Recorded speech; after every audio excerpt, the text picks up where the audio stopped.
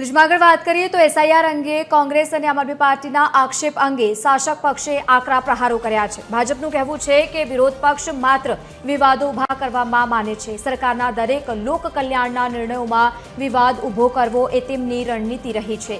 SIR મામલે ચૂંટણી પંચે તમામ નીતિ અને નિયમોનું પાલન કરીને જ કામગીરી કરી છે।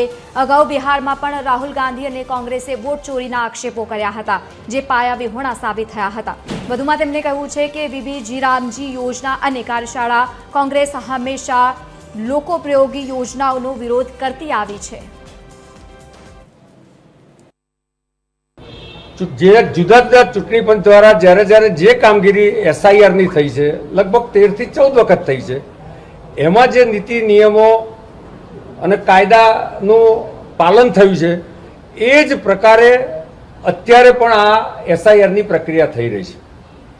નંબર 2, બિહારમાં પણ આ જ પદ્ધતિથી કાર્યવાહી થઈ, ત્યાં સરળતાથી ખૂબ સારી રીતે ચૂંટણી ઊભી થઈ ગઈ, પૂર્ણ થઈ ગઈ।